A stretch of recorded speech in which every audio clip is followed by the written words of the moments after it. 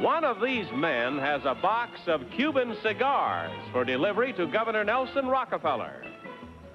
What is your name, please? My name is Trevor Burns.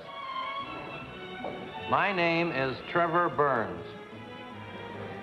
My name is Trevor Burns. Only one of these men is the real Trevor Burns. The other two are imposters and will try to fool this panel. Tom Poston, Peggy Cass, Gene Rayburn, and Kitty Carlisle. On To Tell the Truth with your host, Bud Collier.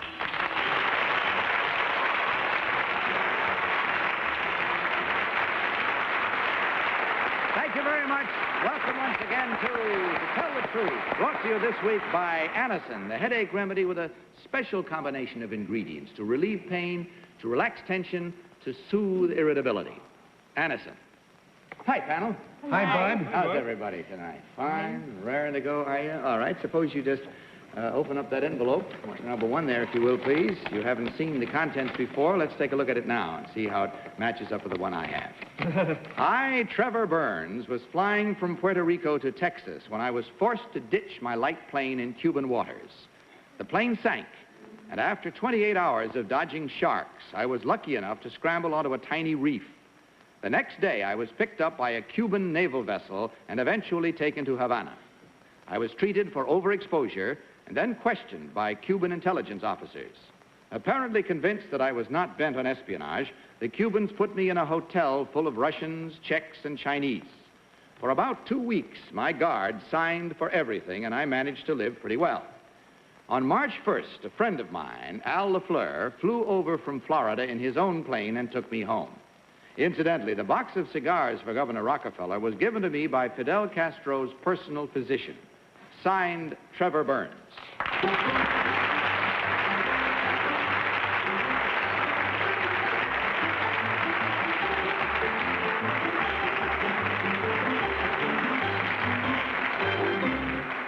Panel, these three gentlemen all claim, as you heard, to be Trevor Burns, a man who paid a rather unexpected visit to Castro's Cuba. Let's start this questioning with Tom Poston. Tom? Thank you, Bud. Number three, maybe you know what holding bottom rudder means. I sure do. What does that mean? Well, that's holding the left rudder on your airplane when you're landing if it happens to be heavy on that side. Thank you. Number two, do you know anything about cigars or tobacco? No, I don't. Not enough to ask you questions about that, huh? No, I Can don't. I ask you if you had a life jacket with you? How did you stay afloat? I had a Mae West. And it stayed up for 28 hours for you? Yes, 28 hours. Thank goodness. Number one, did you take off any of your clothes when you were in the water? Yes, I did. What articles? Well, I took off most everything except my underwear. It was, obviously it was warm enough for that. It certainly was. Number one, did you have to... Oh, Peggy Cass. Thank you. And number two, isn't it against the law to bring Cuban cigars into this country? Number two? The immigration didn't say anything to me. Oh. Number three, did you declare them? I did not. You did not. Well, you're all just terrible. Number one, how did Al LaFleur get permission to go to Cuba? Well, he got it from the Swiss ambassador, who presumably got it from Dr. Castro. And number two, doesn't the American State Department care that Al LaFleur takes his plane to Cuba? I mean, I thought we were mad at him. That's a... No, I understand that he was issued a special passport. Thank you. Number three, were there many sharks that you had to dodge? Quite a few. Number one, how did you dodge them? Well, they dodged me.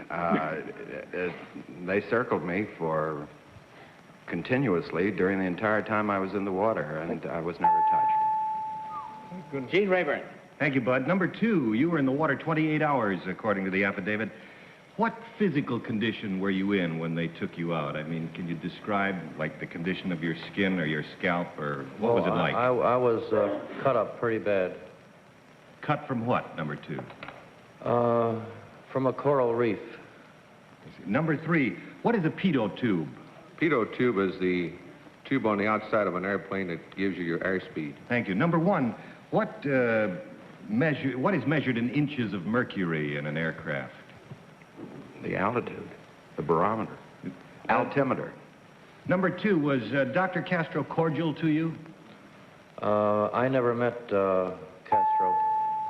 Kitty Carlisle. Number 1, you said you took off all your clothing. I've always been interested in finding out how do you get off your shoes in a case like that. The shoelaces must be stiff with the water or something. They were, but I had a penknife with me, and actually I cut all my clothes off. Ah, you see, I thought of that.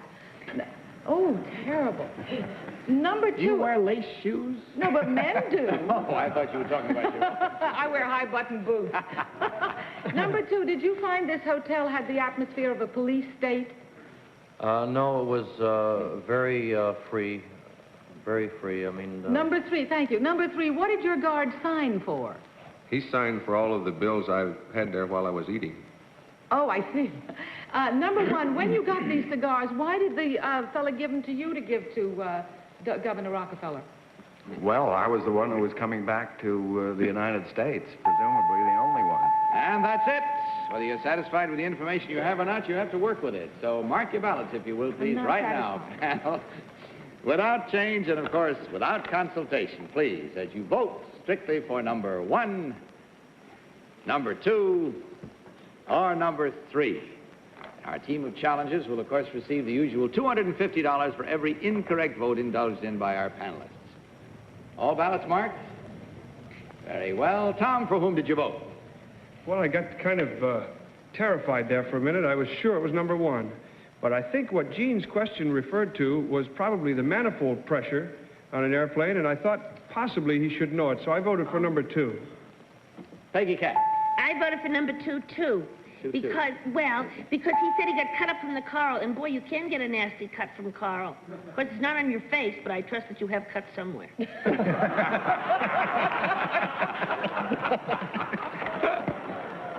Gene Rayburn, which one do you think it is? Well, number 1, Tom was correct. I asked him about the inches of mercury, and he referred to altitude, and it does refer to manifold pressure. And I really was quite undecided between 2 and 3, and I based it for number 2 on the fact that he looks as if he has a better suntan than number 3. And... Kitty? I think Going you all along are with the terrible, crowd? you fellas. No. I voted for number 1 because he has a beautiful suntan, and he gave me a lovely smile just before the voting. Well, I hope it's he. Good sound reason if I ever heard one. And so we come again into our moment of the minds all being made up and the voting recorded so we know how everyone stands. Let's see if they're right or they're wrong as we learn now which one of these gentlemen actually did pay a rather unexpected visit to Castro's Cuba. So will the real Trevor Burns please stand up?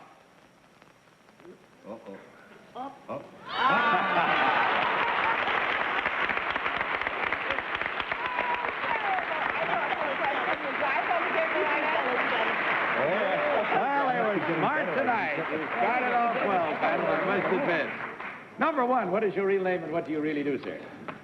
My name is Stuyvesant Wainwright, and I'm a partner in the law firm of DeWitt, Lockman, and DeWitt here in New York.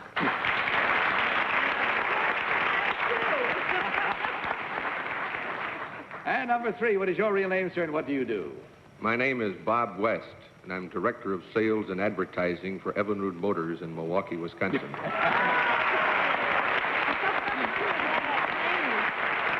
Well, when we check the score, we find there was only 1 incorrect vote, but that's worth $250 from Anison, gentlemen, as well, of course, as a gift package of all the fine products from the makers of Anison. Our sincere thanks to you for your visit to us, and I only hope that you had as much fun and pleasure as you brought to us. Good night, and God bless you.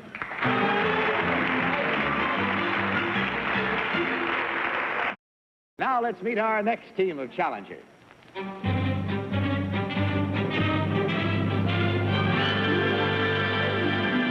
What is your name, please? My name is Ruby Moye. My name is Ruby Moye. My name is Ruby Moye. Panel, will you please follow along while I read you this story? I, Ruby Moye, am an instructor in the basic arts of self-defense, including judo and karate. My students are all women, and the class meets every Thursday night. The rest of the week, I keep very busy as a secretary at the White House in Washington, D.C. Signed, Ruby Moye.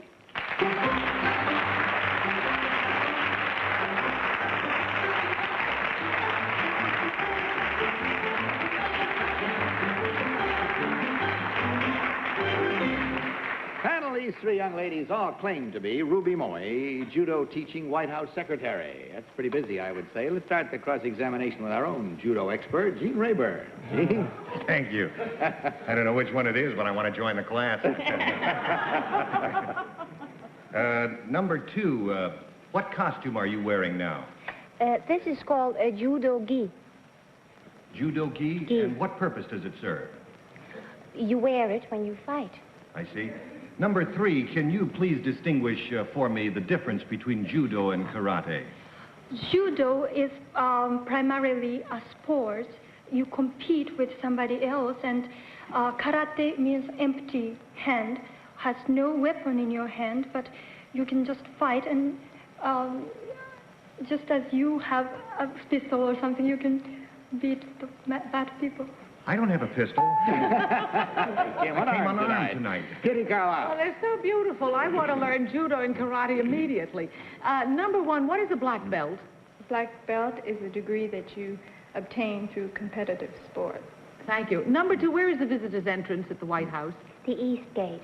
Thank you. Number 3, what is the airport called in Washington? 2 there are. Yes. One is National and one is the new one, Dallas. The what? Dallas. Thank you.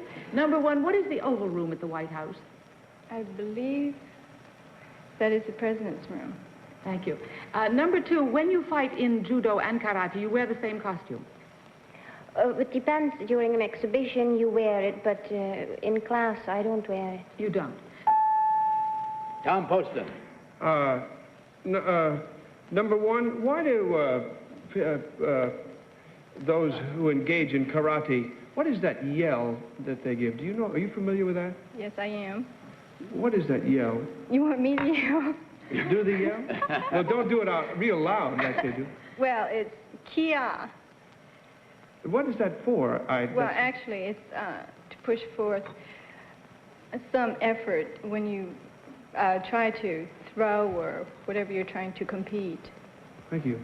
Number 2, what is the strength from which a karate fighter draws his source of energy? The strength lies in the palm of the hand. This becomes very hard through exercises and go like this, and it gives you tremendous blow. Thank you. Oh, thank you. Peggy Cass. Number 2, could you break a board with your side of your hand? I can't right now, but after a few years I will. Number 1, where did you learn judo and karate? In Washington. Number 3, what happens to your hair when you do this judo and karate? Sometimes I make it into a braid, or sometimes I just have turban or something to keep them. Thank you. Number 2, does that judo and karate costume you got on fit you? It's a little big. Number 1, is National Airport in Washington, D.C.? Were you referring to me? Yes, number 1. I'm afraid that's where we have to leave it. Take a flight down and you'll find out. But in the meantime, mark your ballots, if you will, please. Mark them at once, of course, without any consultation whatsoever, as before, and simply vote for number 1, number 2, or number 3. All ballots are marked, and so, Tom, for whom did you mark your ballot? Well, I just had a guess, because I can only tell you why I didn't vote for number 2, because she used the word fight when she was referring to judo, and I think they call it playing. It looks awfully rough, but I think they call it playing. So I voted for number 1 because number 3 looks so diminutive and sweet and tiny and little and... Peggy Cass. Well, I voted for 1 because when she said Kia, I figured that must be it. I'd never heard it before, but I could just hear going, Kia!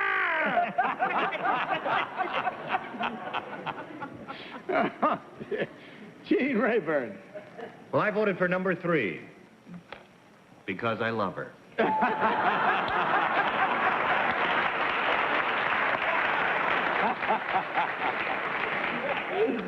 Kitty Carlisle. Well, I voted for number 1. I think I wanted to vote for number 3 because she is so adorable. I figured that she really should have to defend herself quite often. But I voted for number 1 because she seemed efficient enough and knew the White House, and I think it's number 1.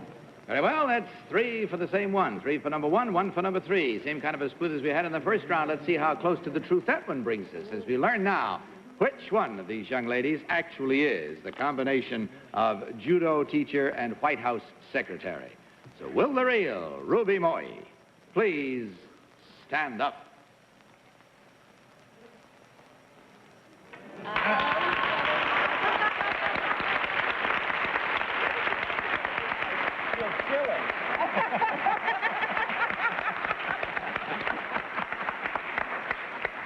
Thank you very much. And, apparently you're getting real smart. Real smart.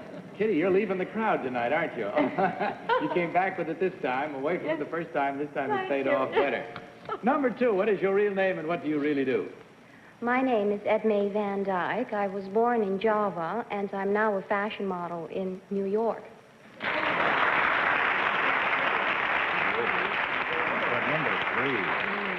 And number 3, you who are loved by Jean Rayburn, what is your real name and what do you do?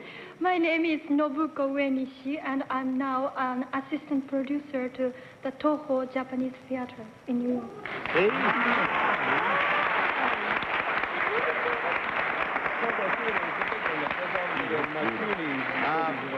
If there is a part for Gene and anything coming up, why get in touch with me? I'm available. And I'm willing to travel. Well, we checked the score, and again we find there was 1 incorrect vote, and that's a total of $250, ladies, from Anison. I do hope you enjoyed your visit. On your way out, you will be given, of course, the gift package of all the fine products from the makers of Anison. Thank you for joining us. Good night, and God bless you.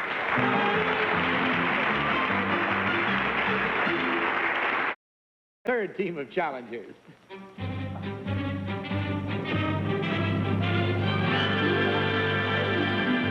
What is your name, please? My name is Richard Block. My name is Richard Block. My name is Richard Block. Follow along once again, panel, if you will, please. You have the material there in your envelopes. I, Richard Block, am president of the largest income tax service in the country. With over 500 offices throughout the United States, we specialize in personal income tax. We charge an average of $7.50 and guarantee to pay the penalty on any mistakes we make. By April 15th of this year, we will have helped prepare federal and state income tax returns for over 3.5 million Americans. Signed, Richard Block.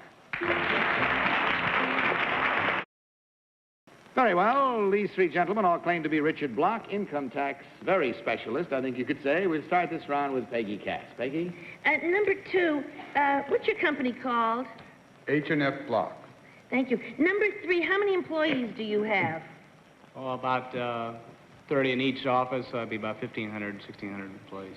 And number 1, you just have to pay $7.50, even if you make $1 million a year, that's all you charge? We go on a flat schedule of charges, not depending on the income. Oh, I see. Then it would be $7.50 no matter what you make.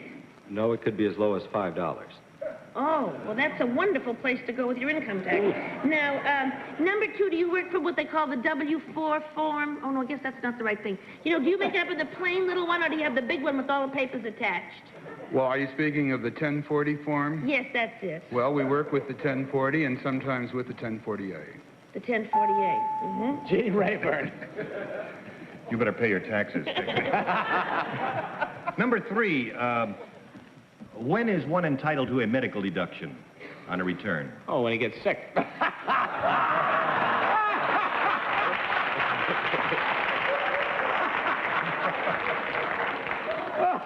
You don't understand my question, number 3. Number 1, if a person is in a 60% bracket, what does that mean? He pays 60% tax on his top dollar income. Number 2, what is the salient feature of the new 5-year averaging plan and the new tax? The important yardstick. Well, actually what it is that you can spread your income over 5 years. For instance, you as an actor who may earn. And there. Who may earn. Never know. But not tonight. Kitty Carlisle. Number 1, do you give advice on the air? Now, like to me? Yes. You would? Because you're $7.50. That's right. Pay up and anything I want to know. Number 3, will you give me the basic philosophy of the income tax? If you can find a loophole in it, is it fair to try and get it? Is that against the law? Well, no, I think they pretty well cover themselves, so if you can get around it, This You're is better not than me. illegal. Certainly not. Number 2, how did you happen to get the idea of being the Macy's of the income tax advice business? Well, when you fill out 10 returns, that brings in some money, and when you fill out 1,000,000 returns, that brings in more money. Tom Poston. Get him, Tom. Well, I don't know. Number 3, how are loans declared? If I lend money to somebody, how do I declare that on my income tax? I don't understand how it'd be a... What if the loan is not repaid? I mean, by how soon can Well, you... then it'd be a loss to you. It'd be reported on your income tax return as a loss. Can you declare that right away, as soon as you lend the money? No. Well, you have to lose it first if you don't think that person's going to get it. Well, number 1, how soon do you know it's lost if you lend money over a period of time? How soon do you know it's lost? As soon as you can prove it's a bad debt. Thank you. I never would have borrowed that $5 from you, but thought you'd be that bitter about it. And the time is gone. Just now. a hint, friends. For any further information, if you will, please mark your ballots. Now, without change, no consultation, of course, as you well know. Simply vote for number 1, number 2, or number 3. I haven't voted yet at all. Well, do so, They call please. hardly. All right, Tom, for whom did you just vote? I just voted for number 3. I thought he was responsible for a really good laugh on the show, and I like that in him. Peggy, which one do you think it is? Well, I voted for number 1. Now, he's got a tan, and if he's really doing those tax returns, he shouldn't be in Florida. He should be in his office working. But when he said top dollar, there was something real money about that sound, so I voted for him. Gene Rayburn.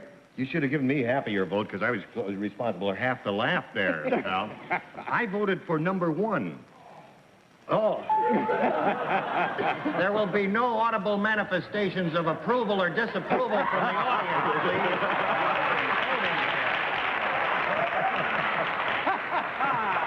I mean, they're very good, and any one of the 3 can do my tax return because they're very evasive. Kitty. Well, I voted for number 2. I thought number 1 could have been a CPA. He sounds like a very serious fellow, even though he has been to Florida. But I thought that number 2 had the right idea about the multiplication of money, and even I understood that. And number 1 said he'd give me advice on the air, and I don't think that's legal. Well, that's interesting. You've come to a really widely split vote tonight for the first time. Let's see what that leads us to, shall we? As we come into our own particular charmed circle of truth to learn now whether we can stare it in the face evenly or not, as we learn which of these gentlemen actually is the owner and operator of a very special income tax company. So will the real Richard Block please stand up?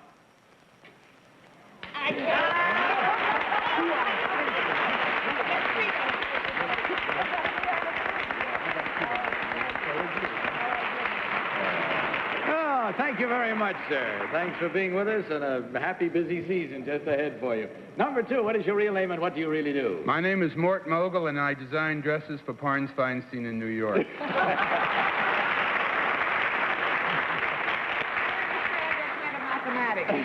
And number 3, what is your real name and what do you do? My name is Grove Thomas, and I work for a nightclub here in New York called the Red Garter. Well, gentlemen, we checked the score and find that you did the best of any of our groups tonight. There were 2 incorrect votes at $250 each. That's $500 coming your way from Addison. Of course, a gift product of the fine products from the makers of Addison as well. And our sincere thanks to you for joining us. We hope you found it worth your while as well as we did. Goodbye, and God bless you.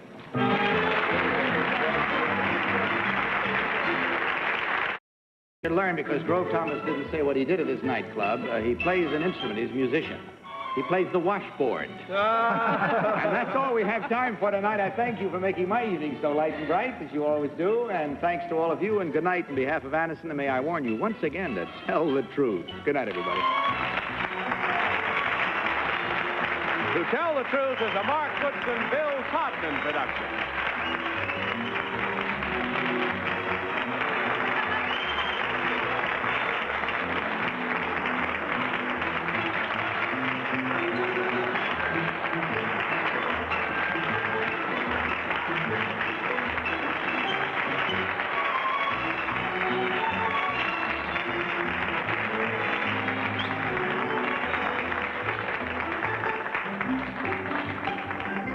Tell the Truth has been brought to you tonight by Anacin to relieve headache pain, to relax tension, soothe irritability.